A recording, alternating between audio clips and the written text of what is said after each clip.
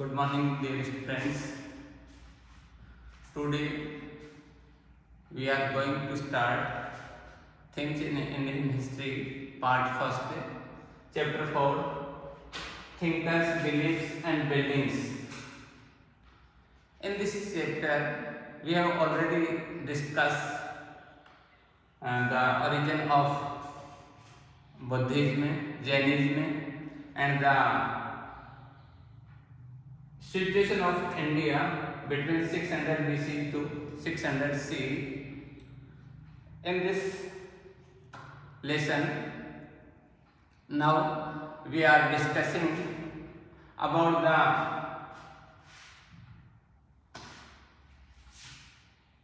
theme thinkers, beliefs and buildings. Learning objectives. Student will able to understand about the cultural values of Buddhism and the sculptures of ancient Indian history. And student also analyze how sculptures connect religious narratives. In such way, student will connect with Indian ancient culture and sculpture of Buddhism. Now, followers of Mahatma Buddha. Now we want to connect you the history of Mahatma Buddha. In earlier lessons and earlier topics, we have discussed that the biodata life sketch of Mahatma Buddha and the teachings of Mahatma Buddha, philosophy and the three Pitaks about Buddhism literature. Now Mahatma Buddha जब बड़े level पर Buddhism को establish कर चुके थे, उनके followers की संख्या बहुत बड़ी संख्या में हो चुकी थी, तब जो सोशल ग्रुप्स थे जो इस फील्ड में उनके फॉलोअर्स बन रहे थे, उनमें हम किंग्स शामिल करते हैं, वेल्दी मैन जो इनके फॉलोअर्स बने, गृहपति एंड हमदर्द for workers, slaves and craft people, सभी टाइप के लोग महात्मा बुद्ध के फॉलोअर्स बन रहे थे। उसकी वजह ये थी कि लोग उस समय की जो समकालीन रिलीजियस कंडीशन थी उनसे लोग परेशान थे और महात्मा बुद्ध सबके साथ इक्वली ट्रीट करते थे, इसलिए लोग महात्मा बुद्ध के बड़ी संख्या में फॉलोअर्स बन रहे थे। Now next, now we want to discuss about stupa. This structure of Sanchi stupa, this is famous stupa built 2nd century BC. Now we will discuss about the structure of stupa. CBSE board में 8 अंक का एक प्रश्न पूछा जाता है जिसमें स्तूप का स्ट्रक्चर और उसकी डिटेल्ड इंफॉर्मेशन स्कल्पचर के बारे में, स्तूप के बारे में पूछी जाती है। तो उसके लिए हमें स्तूप का स्ट्रक्चर आना चाहिए, इसमें कौन कौन से पार्ट होते हैं, किस पार्ट को किस नाम से जानते हैं, जो कि हम डिस्कस करेंगे डिटेल से। ये the anatomy of Sanchi stupa, इसमें जो मेन पार्ट होते हैं स्तूप के, यहाँ ये वाला जो पार्ट है, ये वाला, दिस इज नॉन एज थर्मिका। इसमें से ये जो निकला हुआ पार्ट है, this is known as Jaspian Mastur and this part is known as Chhatri. इस स्तूप में एंट्रेंस गेट होते हैं, ये चारों दिशाओं में एंट्रेंस गेट हैं, तोरण द्वार के नाम से जाने जाते हैं। इसी स्तूप में एक स्टोन की बनी हुई, स्तूप के चारों तरफ ये स्टोन रेलिंग होती है, जिसको वेदिका कहते हैं। Separate the sacred inner space from the secular outside the world, ये स्तूप की पवित्रता को बनाए रखती है और सुरक्षित रखती है। ये जो गेटवे होते हैं, एंट्रेंस गेट, इस पे बहुत सारी स्टोन की स्कल्पचर बनी हुई हैं, जिसमें हम कुछ एक के बारे में डिस्कस करेंगे। नेक्स्ट, ये जो साइड होती है, शेप होती है अंडाकार शेप, दैट इज नॉट अंडा। The semi circular mound of earth. Now the stupa बौद्ध धर्म में बहुत पवित्र जगह होती है, जहां पर महात्मा बुद्ध के अस्थि अवशेष या उनके जीवन से जुड़ी हुई उनकी प्रिय वस्तुओं को एक टीले में रखा गया था और बाद में ये इस तरह की आकृति बना दी गई थी। तो स्तूप बहुत ही पवित्र और प्रसिद्ध जगह है, जहां बुद्धिज्म में बाकी दुनिया के लोग भी महात्मा बुद्ध के एक तरह से फॉलोअर्स के रूप में यहाँ जाते हैं। नेक्स्ट है ये हर्मिका छतरी, ये प्रदक्षिणार्थ है। जैसे टेम्पल्स में हम जाते हैं, वैसे स्तूप के अंदर जब हम जाते हैं तो स्तूप को राइट में रखते हुए हम चारों ओर चक्कर लगाते हैं उस पवित्र जगह के। एंट्रेंस गेट बने होते हैं चारों दिशाओं में, वेदिका बनी हुई है, स्टोन रेलिंग, और ये एंट्रेंस गेट की डिटेल जो स्कल्पचर है, जो बहुत ही प्रसिद्ध है, ये चारों दिशाओं के एंट्रेंस गेट में बनी होती है। Now sacred sites and importance of stupas. Stupa जो बहुत ही प्रसिद्ध हैं, इंडिया में हैं, जो बनाए गए थे, कुछ महात्मा बुद्ध के जीवन से जुड़ी हुई अच्छी जगह से संबंधित हैं। अब इनमें से कुछ हम डिस्कस करते हैं। फॉर एग्जाम्पल, महात्मा बुद्ध का बर्थ लुम्बिनी में हुआ था और यहाँ भी एक स्तूप बनाया गया था अशोक के द्वारा, सम्राट अशोक के द्वारा। बोध गया, यहाँ महात्मा बुद्ध को नॉलेज प्राप्त हुआ था, ये बोध गया है, बोध गया। Third, Sarnath, first sermon, Mahatma Buddha ने प्रथम नॉलेज डिलीवर किया था सारनाथ यूपी में। नेक्स्ट, कुशीनगरा, बिहार में, यहाँ महात्मा बुद्ध को महापरिनिर्वाण प्राप्त हुआ था, कुशीनगरा। यहाँ फेमस स्तूप बने हुए हैं। इनके अलावा जो प्रसिद्ध साइट हैं, जिनमें सांची, भारहूत, अमरावती, इसमें सांची भोपाल के पास में है, अमरावती आंध्र प्रदेश में है, भारहूत यूपी में, एमपी में है, यूपी और एमपी के बॉर्डर के पास। नेक्स्ट,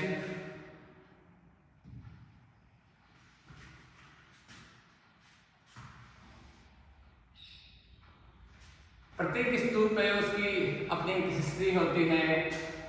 किस तरह से एक राजा ने जो एक प्रसिद्ध मंदिर बनाना चाह रहे थे और उस मंदिर के लिए उनको स्टोन की आवश्यकता थी, तो उस समय अमरावती के स्तूप को जानते नहीं थे, एक्सकवेशन नहीं हुआ था, इम्पोर्टेंस नहीं समझते थे। उसी संदर्भ में जो अमरावती है, अनजाने में एक तरह से पब्लिक के हाथों, ठेकेदारों के हाथों वहाँ की प्रसिद्ध मूर्तियाँ वो सब वहाँ से हटा दी गई थी। कुछ मूर्तियाँ एंट्रेंस गेट की, जो ब्रिटिश ईस्ट इंडिया कंपनी के जो ऑफिसर थे, वो बंगाल में एशियाटिक सोसाइटी ऑफ बंगाल के ऑफिस में ले गए, कुछ मद्रास में ले गए, कुछ लंदन में पहुंच गई, और कुछ मूर्तियां जो ब्रिटिश ऑफिसर थे वो उनके गार्डन में पहुंच गई। इस तरह से अमरावती स्तूप नष्ट हो गया। यहाँ पर कॉलिन मैकेंजी भी आए थे, उन्होंने एक्सराइट भी किया उनका, लेकिन डिटेल जो उनकी है वो पब्लिश नहीं हो पाई थी कॉलिन मैकेंजी की। फिर वॉल्टर एलियट अमरावती आए थे 1854 में और visited Amaravati, collected sculpture panels, send them to Madras. उन्होंने ओरिजिनल स्कल्पचर्स को अमरावती से उठा के मद्रास पहुंचा दिया। तो उनको जो एलियट अपने साथ स्कल्पचर ले गया था, उनको एलियट मार्बल्स के नाम से जाना जाता है। तो इस तरह से Eliot के according he concluded that Amravati was one of the largest Buddhist stupas. Eliot के according बहुत बड़ा स्तूप था, लेकिन दुर्भाग्य से नष्ट हो गया।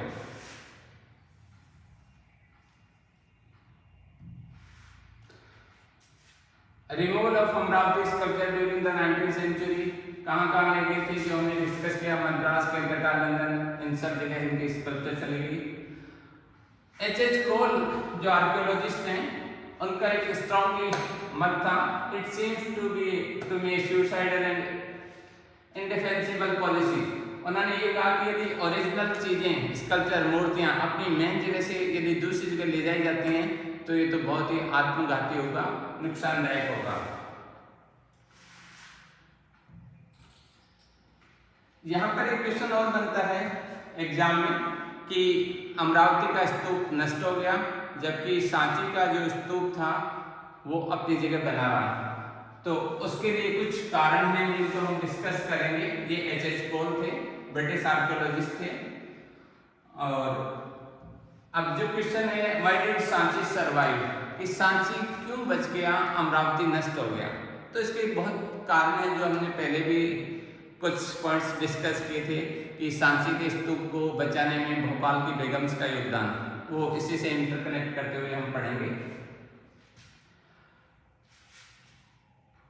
पहला कारण जो हम ये मान सकते हैं कि जो अमरावती का स्तूप है वो 1794 में डिस्कवर हो गया था और उस समय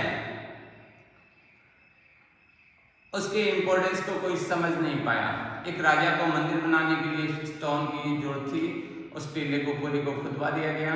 बाद में पता चला कि वो तो बेशकीमती अमरावती स्तूप था, लेकिन वो नष्ट हो गया। रेलवे ठेकेदारों की नज़र पड़ गई, बाकी लोग भी, ब्रिटिश ऑफिसर से भी अपने गार्डन्स के लिए, बंगाल, मद्रास के ऑफिसों के लिए ओरिजिनल मूर्तियाँ वहाँ से ले गए। इधर ये जो सांची का स्तूप है ये लकीली रहा, ये बाद में डिस्कवर हुआ 1818 में, और उस समय तक इसके इम्पोर्टेंस का पता चल गया। और भोपाल की जो बेगमें हैं, शाहजहाँ बेगम और सुल्तान जहाँ बेगम, इन्होंने अपने धन से उसका मेंटेनेंस करवाया।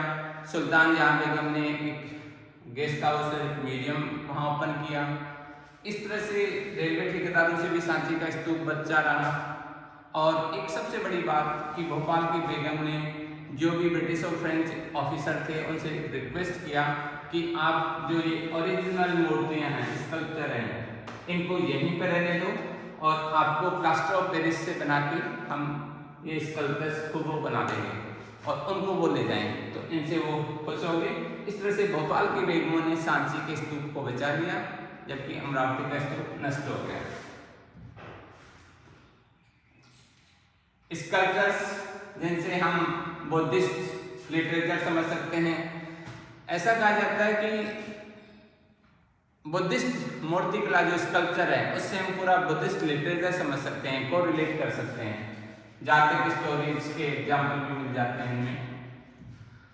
अब हम जो स्कल्पचर के आधार पर जो कि हमें एंट्रेंस गेट पे मिलते हैं, कौन से एंट्रेंस गेट पे मिलते हैं, a part of the northern gateway, जो नॉर्दर्न एंट्रेंस गेट है उस पर ये वाली स्कल्पचर मिलती है। और इससे हमें पता चलता है कि वेशांतर जातक है, वहां से एक स्टोरी ली गई है जिसमें एक प्रिंस है, राजकुमार है, जो अपनी फैमिली और बच्चों के साथ फॉरेस्ट में आ जाता है, झोंपड़ी बना देता है और अपना सब कुछ एक ब्राह्मण को डोनेट कराता है। तो ये स्टोरी हमें त्याग की भावना सिखाती है, जो बौद्ध धर्म में मैसेज मिलता है हमें त्याग का। नेक्स्ट है सिंबल्स ऑफ वर्शिप। हमें बौद्ध धर्म में कुछ सिंबल्स दे दिए गए हैं जो उनको बुद्धिस्ट लोग वर्शिप के रूप में मानते हैं। फॉर एग्जाम्पल बोधि ट्री है, वो सिंबल है एनलाइटमेंट का, महात्मा बुद्ध ने ज्ञान प्राप्त किया था। एम्प्टी थ्रोन मेडिटेशन का, और स्तूपा है महापरिनिर्वाण का, एंड व्हील है फर्स्ट सरमन का। तो इस तरह से हम इनको सिंबल्स के रूप में इनकी पूजा की जाती है। फिर ये जो सिंबल्स हैं, setting in motion the wheel,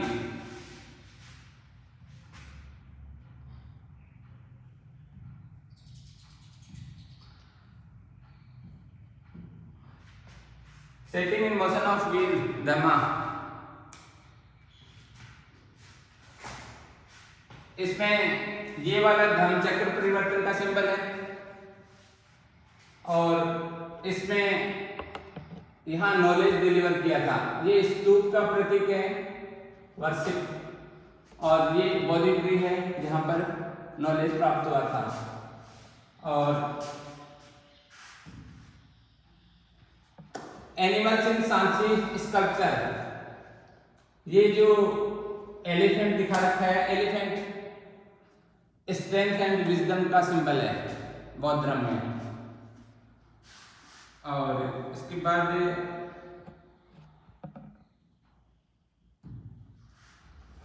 the सालबंदिका, the blending of बेलिफ्स, ये सालबंदिका की जो मूर्ति है जो एंट्रेंस गेट पर लटकी हुई महिला के रूप में है। दरअसल इस सुंदर महिला का वैसे देखा जाए तो बौद्ध धर्म में कोई इम्पोर्टेंस दिखाई नहीं देता, लेकिन हम बुद्धिस्ट लिटरेचर को ध्यान से जब पढ़ते हैं, संस्कृत लिटरेचर में इसका उल्लेख मिलता है, तो सालबंदिका वो महिला है जिसके छूने से, पेड़ को छूने से फूल लगते हैं, फल लगते हैं, और ये प्रोग्रेस का सिंबल मानी गई है सालबंदिका। तो इसका मतलब ये हुआ कि बौद्ध धर्म में ऐसे फॉलोवर्स आए, ऐसे लोग आए जिन्होंने बौद्ध धर्म को रिच बनाया। तो सालबंदिका शुभ सिंबल के रूप में बौद्ध धर्म में मानी जाती है। दो और सिंबल हैं, ये गजलक्ष्मी है जो हाथियों के बीच में है, और एक है सरपेंट मोटिव, ये जो सर्प की आकृति है। जेम्स फर्ग्यूसन जो हिस्टोरियन है, जो सांची के स्तूप के बारे में काफी कुछ उन्होंने लिखा है, इन्होंने कहा है कि the Sanchi was mainly a center of tree and serpent worship because Buddhist texts had not yet been translated, कि सांची है वो वृक्ष और सांप की पूजा का केंद्र है। Now we discuss about Hinayana and Mahayana. Hinayana है वो अर्ली बुद्धिज्म है, और महायान है वो ग्रेट मतलब लेटर बुद्धिज्म है। हीनयान में महात्मा बुद्ध को एज ए इंसान के रूप में ट्रीट किया गया है, महायान में महात्मा बुद्ध को भगवान के रूप में माना गया है।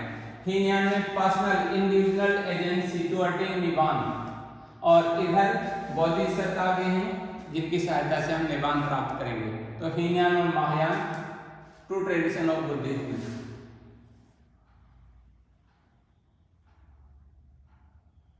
नेक्स्ट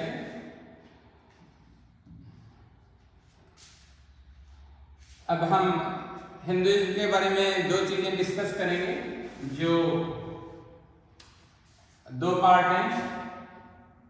भगवान विष्णु को मानने वाले वैष्णव और वैष्णव और शिव, जो शिव की पूजा जनरली लिंग के रूप में की जाती थी और मानवीय रूप में भी उनको दिखाया गया है। भगवान विष्णु के फॉलोवर्स हैं वैष्णव कहलाते हैं, और यहाँ पर उनके अवतार इनकार्नेशन है, 10 अवतार हैं जो भगवान विष्णु ने दिए थे। जब जब इस पृथ्वी पर अत्याचार बढ़े, पाप बढ़ा, तब भगवान विष्णु ने इस पृथ्वी को बचाने के लिए, धर्म की रक्षा के लिए, पापियों को नष्ट करने के लिए अवतार दिया। ये भगवान विष्णु के 10 अवतार हैं। मत्स्य अवतार, कूर्म अवतार, वराह अवतार, नरसिंह अवतार, वामन अवतार, परशुराम अवतार, राम अवतार, बलराम अवतार, बुद्ध अवतार और कल के अवतार जो होगा। पर्पज ऑफ अवतार हम डिस्कस कर चुके हैं। रीजनल वर्शिप अलग अलग एरिया में, फॉर एग्जांपल कृष्ण की वर्शिप होती थी मथुरा वाले इलाके में, राम की नॉर्थ इंडिया में, ऐसे ही अलग अलग एरिया में अलग अलग वर्शिप होती थी। नेक्स्ट है, अब हम बात करते हैं टेम्पल्स की। टेम्पल्स का स्ट्रक्चर शुरू में ऐसा होता था, गर्भगृह जहाँ मेन मूर्ति स्थापित होती थी, बाद में शिखर बनाने लग गए, टेम्पल का स्ट्रक्चर बड़ा होने लग गया और इस तरह से टेम्पल डेवलपमेंट और टेम्पल आर्किटेक्चर, मंडप बनने लग गए और गोपुरम बनने लग गए, ये बाद में चेंजेज आते गए। फिर कुछ हम बात करते हैं रोक कट टेम्पल्स। बिहार में बराबर की पहाड़ियां हैं, ये कैलाशनाथ टेम्पल है जो एक ही चट्टान को काट के बनाया गया था। कैलाशनाथ टेम्पल भगवान शिव को समर्पित है। इस तरह से टेम्पल्स का डेवलपमेंट होता रहा। और अब हमारा जो आज हमने पढ़ा उसका कुछ सोर्स बेस्ड क्वेश्चन डिस्कस करते हैं हम, कि जो सोर्स दिया जाता है, ये सोर्स दे रखा है, इस सोर्स में से हम कुछ क्वेश्चन जो आपके बोर्ड एग्जाम में 4 मिनट का आता है, 4 नंबर का आएगा, 3 क्वेश्चन आएंगे। उसमें पहला question, what are the stupas. अब कुछ आंसर जो होते हैं सोर्स बेस के, वो कुछ तो सोर्स में मिल जाते हैं मैक्सिमम, लेकिन कुछ नहीं मिलते, वो संबंधित लेसन से हमें बनाने होते हैं। तो स्तूपास क्या है ये हम जानते हैं। स्तूपास का हल्का सा स्ट्रक्चर बना सकते हैं आप। From which chapter of Buddhist text has this except been taken. अब कहाँ से लिया गया है, तो इसका आंसर इसी में मिल गया, this is an except from the Mahaparinirvana Sutra. तो कुछ आंसर एज इट इज इसमें मिल जाएंगे। Third question, who was the Tathagata, what had he told about the importance of the stupa. अब तक तथागत कौन थे, भगवान बुद्ध को तथागत के नाम से भी जानते हैं। और what had he told about the importance of the stupa, स्तूपों का क्या इंपॉर्टेंस होता है इसके बारे में बताया था। इस तरह से हमने ये जो चैप्टर पढ़ा है थिंकर्स बिलीव्स एंड बिलीव, इसमें हमने कुछ सोर्स बेस्ड क्वेश्चन भी डिस्कस किए हैं और इस तरह से हमारा एडिशन कंप्लीट हुआ। धन्यवाद।